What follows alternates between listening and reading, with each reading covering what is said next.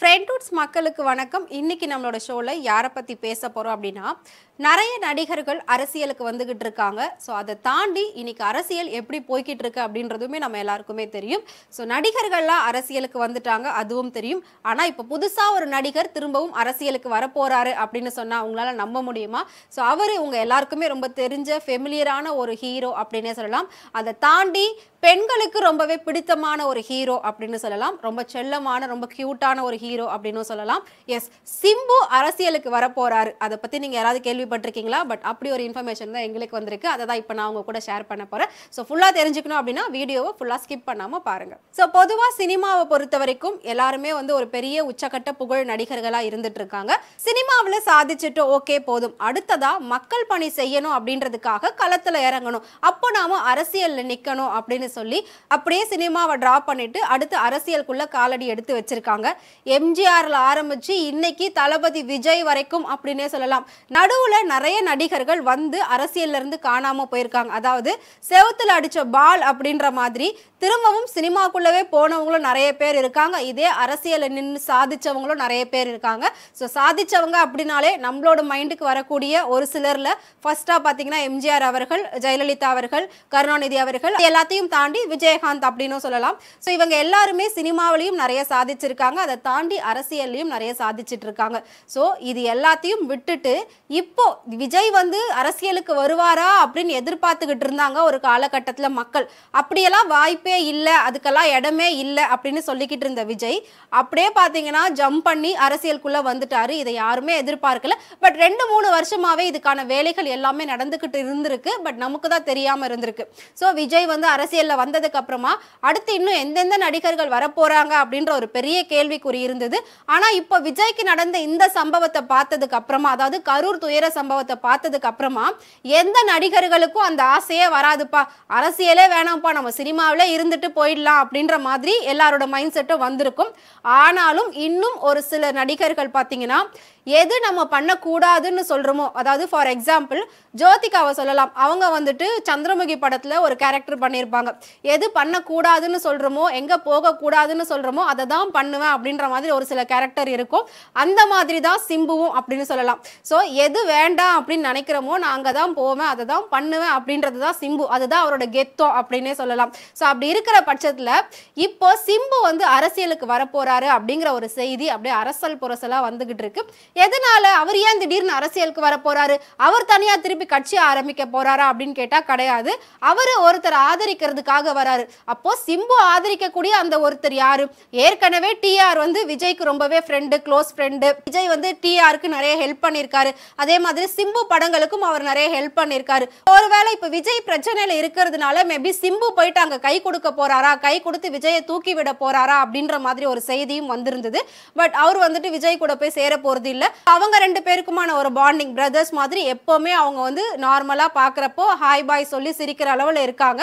But சிம்புவோட ஆதரவு யாருக்கு, அவர் எதுக்காக அரசியலுக்கு போறாரு, எதனால இப்படி ஒரு பேச்சு வந்தது அப்படின்னு பாத்தீங்கன்னா, லாஸ்டா சிம்பு அண்ட் கமல் இவங்க 2 பேருமே சேர்ந்து தக் லைஃப் அப்படிங்கிற ஒரு படம் கொடுத்திருந்தாங்க.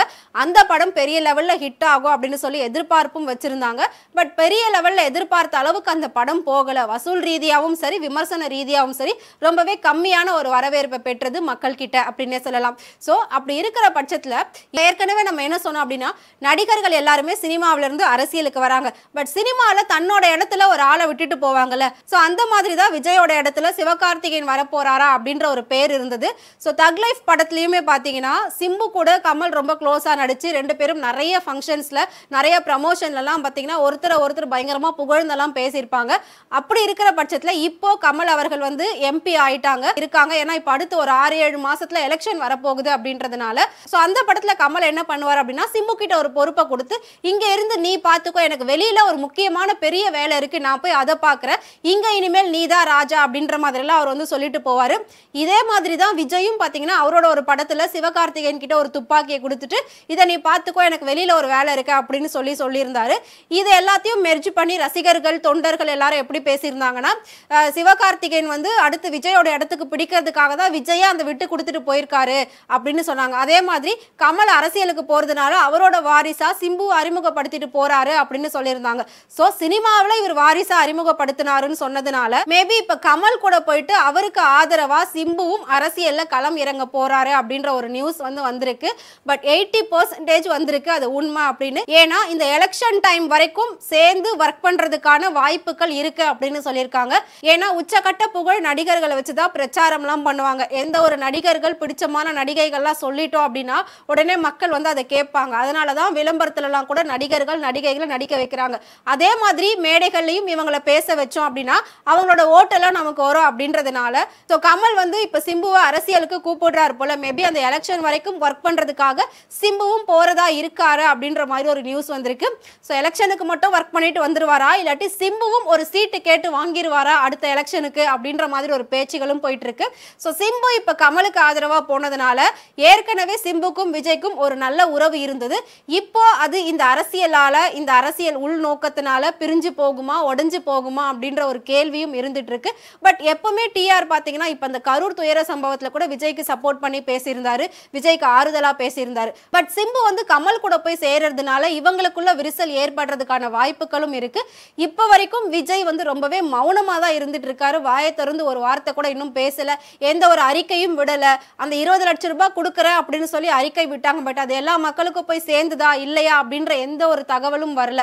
அடுத்த கட்ட நடவடிக்கை என்ன தாவேக்காவோட அப்படின்ற எந்த ஒரு இன்ஃபர்மேஷனுமே வராம ரொம்ப சைலண்டா இருக்காங்க. இது வரைக்கும் அவங்க சொன்ன ரீசன் தீபாவளி முடிஞ்சு பார்க்கலாம், தீபாவளி முடிஞ்சு நாங்க வந்து இன்னும் ஸ்ட்ராங்கா வருவோம் அப்படின்னு சொல்லியிருந்தாங்க. இப்ப தீபாவளியும் முடிஞ்சு போச்சு. ஸோ அடுத்து எப்படி ஸ்ட்ராங்கா வரப்போறாங்க அப்படின்றத நம்ம வெயிட் பண்ணி பார்க்கலாம். அதுக்கு முன்னாடி விஜய் அரசியலுக்குள்ள வரும்போது எந்த அளவுக்கு ஒரு ஹைப் இருந்ததோ அதே மாதிரி இப்போ சிம்பு அரசியலுக்குள்ள வரும்போதும் அதை விட பல மடங்கு ஹைப் இருக்கும் அப்படின்னு சொல்லி ரசிகர்கள் எதிர்பார்த்துட்டு இருக்காங்க. அது நடக்குதா இல்லையா அப்படின்றத கூடிய சீக்கிரம் நம்ம வந்து பார்க்க தான் போறோம்.